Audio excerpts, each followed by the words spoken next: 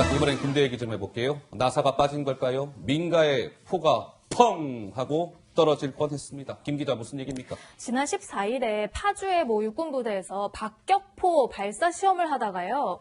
그 목표 지점에서 1km나 떨어진 다른 곳에 모르고 잘못 실수로 떨어졌다. 뭐 이런 내용입니다. 지난 14일 경기 파주 모 부대의 박격포 훈련 중에 목표 지점은 원래 2.2km 떨어진 곳이었어요. 그런데 거기서 1km를 더 벗어난 야산에 떨어졌다 이겁니다. 정말 그 사람이 있는 곳이었으면 큰일 날 뻔했는데요. 오늘 군 당국이 여기에 대해서 이렇게 입장을 밝혔습니다. 들어보시죠. 정확한 원인에 대해서 해당 부대의 상급 부대에서 조사 중에 있습니다. 일종의 안전사고인데요. 지켜야 되는 절차와 매뉴얼에 좀 소홀함이 있었던 것 같습니다.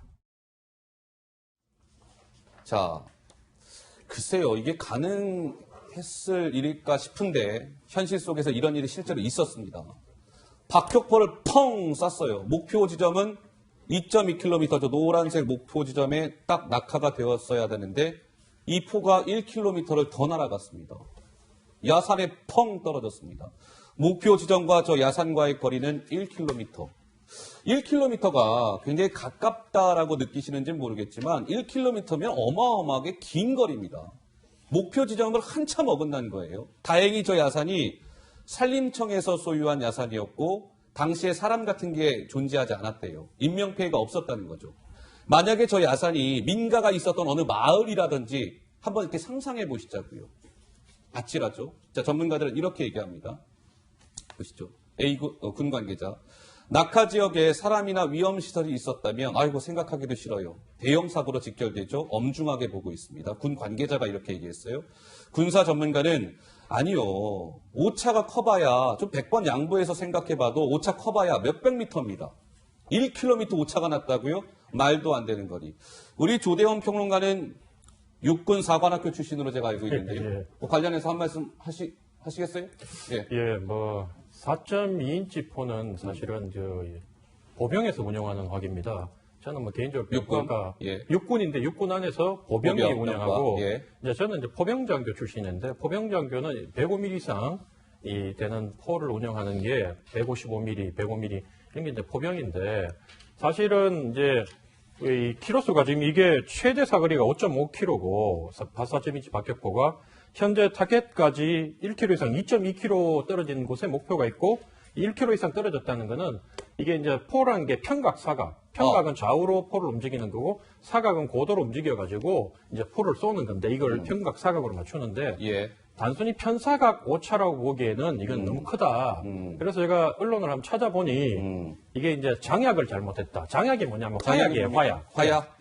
포병 같은 경우에 장약 1호부터 9호까지 이래 있으면 장약 1호는 제일 이제 가까이 쏘는 거. 그러면 이제 이 화약이 주머니처럼 달려 있어요. 제가 군대에 있을 때는. 그럼 장약 1호만 쏠 것 같으면 나머지 떼고 하나만 넣고 장약 5호면 나머지 4개를 떼고 이제 5개를 나가 쏘는데 이 장약은 가장 포사격에 중요한 거기 때문에 사실 마지막에는 간부들이 확인을 하는데 이 간부들까지도 확인을 제대로 안 하고 놓쳤다는 게 이 공기가 빠졌다고밖에 볼 수가 없죠. 예. 근데 이번에 이게요.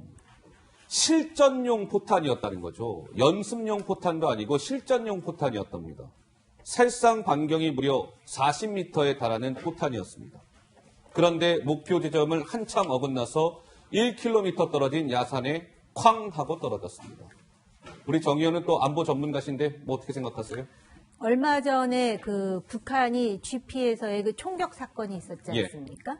북한 스스로가 우발이니 뭐 그 양해해달라 이런 이야기도 없었는데 그냥 우발로 치부해버리고 지금 그냥 덮어버리지 않았습니까? 그런데 뭐 1km 떨어져서 낙하를 했다 그러니까는 절차와 매뉴얼에 좀 소홀함이 있었다. 이게 지금 우리 대한민국의 육군 공보과장의 설명입니다.